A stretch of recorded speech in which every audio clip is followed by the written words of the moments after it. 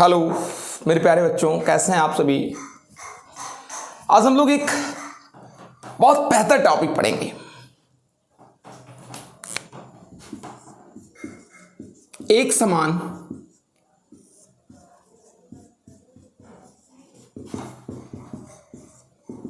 वृत्तीय गति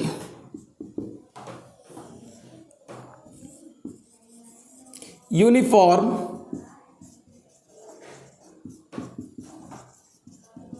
circular motion. पर उससे पहले हम लोग इसका बेहद अच्छा कॉन्सेप्ट देखेंगे। क्या है ये, आइए बताते हैं। बेटा, जब कोई ऑब्जेक्ट एक समान गति कर रहा हो,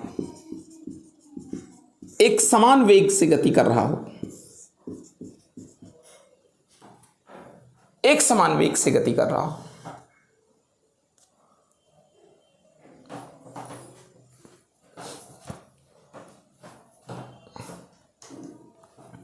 तो हम लोग इसके वेग को कैसे बदलेंगे।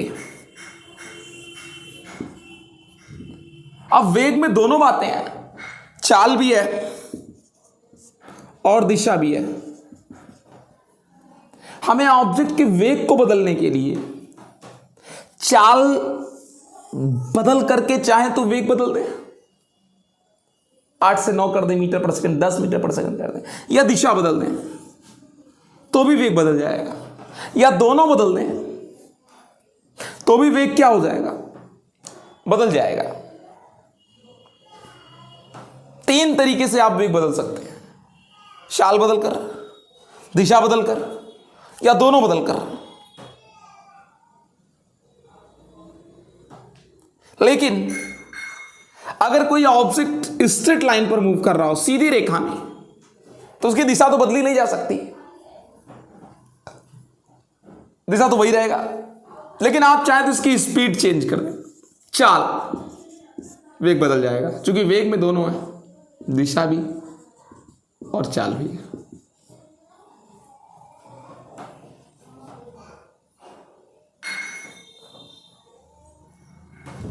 अगर कोई ऑब्जेक्ट किसी ऐसे पाथ पर मूव कर रहा है इसमें मोड़ बहुत है, तो आपको चलते चलते यहां पहुंचने के बाद आपको चाल भी घटानी पड़ेगी और दिशा भी बदलना पड़ेगा। तो बहुत सारे टर्न्स वाले पाथ पर जब हम मूव करते हैं तो हमको चाल भी बदलनी पड़ती है और दिशा भी बदलनी पड़ती है। दोनों बदलकर ही हम अपने वेग को क्या कर सकते हैं, बदल सकते हैं। अब दिमाग में एक प्रश्न आता है, सर सीधी रेखा में चलेंगे तो केवल चाल से वेग बदलेगा, बहुत सारे मोड़ वाली दिशा में रोड पर चलेंगे तो चाल भी बदलनी पड़ेगी, दिशा भी बदलनी पड़ेगी। क्या सर ऐसा भी कोई गति हो सकती है, कोई ऐसी भी मोशन हो सकती है जिसमें वेग केवल और सिर्फ केवल दिशाओं के कारण बदले, चाल के कारण ना बदले। आओ सोचते हैं, जरा एक क्लोज लेते हैं, एक बंद आकृति लेते हैं। आप इस पर चलें, जब तक आप इस साइड पर चलेंगे आपकी दिशा नहीं बदलेगी। आप चाहें तो अपनी स्पीड को भी ना बदलने दें, चाल को भी ना बदलें, एक समान वेग से चलेंगे आप। सेम ऐसे इस पर भी चलेंगे तो भी आप एक समान वेग से चल लेंगे, न चाल बदलनी पड़ेगी न दिशा। जब आप इस पर भी चलेंगे तब भी आपको न चाल बदलनी पड़ेगी न दिशा। सेम वही चीज यहां पर, यानी जब तक आप इन चारों सीधी रेखाओं पर चलेंगे आप एक समान वेग से चल सकते हैं। लेकिन यह तय है कि जैसे आपको मुड़ना होगा, अगर आप इस पाथ पर बने रहना चाहते हैं, यहां आपको बदलनी पड़ेगी अपना वेग, यानी आपको स्पीड आपको बदलनी पड़ेगी, तभी आप टर्न हो पाएंगे।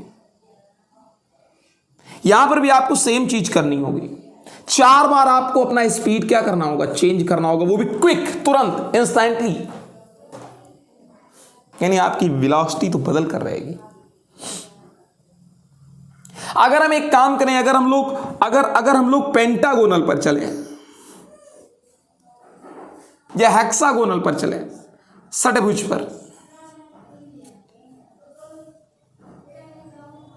अगर हम इन षटभुज पर चलते हैं तो हमको 6 बार अपनी दिशा बदलनी पड़ेगी, 6 टाइम्स। और 6 बार हो सकता है इन पर स्पीड अपनी कांस्टेंट रख ले।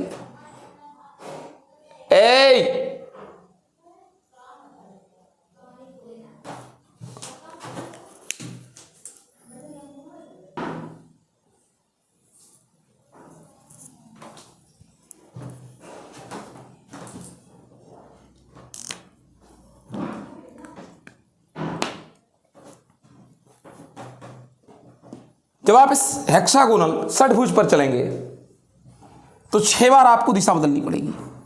हो सकता है आप इस पर चाल अपनी ना बदलें, लेकिन अगर दिशा बदल गई तो वेलोसिटी भी, वेग भी बदल गया। अगर आप ऑक्टागोनल पर चलें, अष्टभुज पर, 8 बार जितने भुजाएं उतनी बार आपको डायरेक्शन चेंज करना पड़ेगा। हां, इन पथों की लंबाई छोटी हो जाएगी। अगर और अधिक मैं भुजाएं कर दूं, इसमें 10 भुजाएं कर दूं, 20 भुजाएं कर दूं, तो आपको उतनी बार डायरेक्शन चेंज करना होगा, भले ही आप अपनी स्पीड को मेंटेन रख लें। 8 मीटर पर सेकंड, 8 मीटर पर सेकंड, 8 मीटर पर सेकंड, लेकिन डायरेक्शन तो चेंज करना पड़ेगा। अगर आप कंटिन्यूअस इन साइड्स की संख्या बढ़ाते जाएं, number of sides will increase permanent, तो बहुत ज्यादा अगर साइड्स हो जाएंगी तो इन साइड्स की जो लेंथ होगी वो 0 हो जाएगी, पॉइंट की तरीके हो जाएगी, और तब ये पॉलीगोनल नहीं, एक सर्किल बन जाएगा। एवरी पॉइंट, सारे पॉइंट्स एक भुजा की तरह बिहेव करेंगे, जिस पर आपकी स्पीड तो कांस्टेंट रहेगी, स्पीड नहीं चेंज होगी, लेकिन डायरेक्शन हर पॉइंट पर क्या हो जाएगा, चेंज हो जाएगा। यानी तब आप एक ऐसी वेलोसिटी से मोशन कर रहे होंगे जिसका स्पीड कांस्टेंट होगा, लेकिन डायरेक्शन हर पॉइंट पर क्या हो रही होगी, चेंज हो रही होगी। हर पॉइंट पर स्पीड कांस्टेंट होगा। तो ऐसी गति को जब कोई, हम कह सकते हैं ऐसी गति, जब कोई कण एक वृत्त पर गति करे, उसकी चाल तो नियत रहेगी, परंतु उसकी दिशा निरंतर क्या होती रहेगी, बदलती रहेगी। ऐसी गति को एक समान वृत्तीय गति कहते हैं।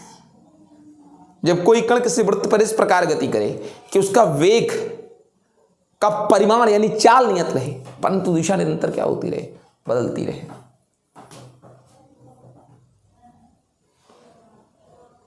ऐसी गति को एक समान वृत्तीय गति कहते हैं। और बता दें, इसमें डायरेक्शन कैसे पता लगेगा, किसी भी पॉइंट पर आप स्पर्शी खींच लें, यही वेग का डायरेक्शन होगा, किसी भी पॉइंट पर, और हर पॉइंट पर ही डायरेक्शन क्या हो जाएगा, चेंज हो जाएगा।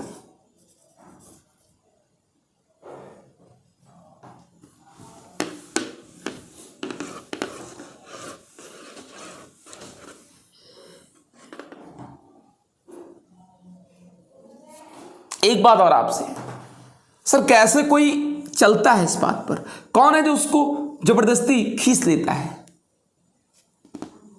मैं तो ऐसे जा रहा था, तो यहां कहां आ गए?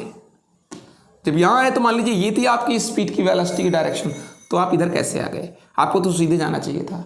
एक्चुअली जब आपको कोई सेंटर की ओर खींचता है तभी आप चल पाते हैं वृत्तीय गति पर, नहीं तो यहां से आप इधर चले जाते, लेकिन कोई आपको खींचा इधर, यहां से आप इधर आ जाते, लेकिन किसी ने आपको इधर खींचा। पहले आपको सेंटर की तरफ फोर्स लगाया गया आप पर, इसे केंद्रीय बल कहते हैं या अभिकेंद्र बल कहते हैं, जो आपको सेंटर की ओर खींचता है। नहीं तो आप यहां के बाद सीधे गए होते, लेकिन ऐसा नहीं हुआ, आप इधर आए। और आप जानते हैं कि F is equal to m into, आप नहीं जानते होंगे, अभी आप जानेंगे। जो फोर्स का डायरेक्शन है वही एक्सेलरेशन का डायरेक्शन है। इसे अभिकेंद्र त्वरण भी कहते हैं, जो केंद्र की ओर आप, मतलब इस समय जब आप वृत्तीय गति कर रहे हैं तो आप पर केंद्र की ओर त्वरण लग रहा है।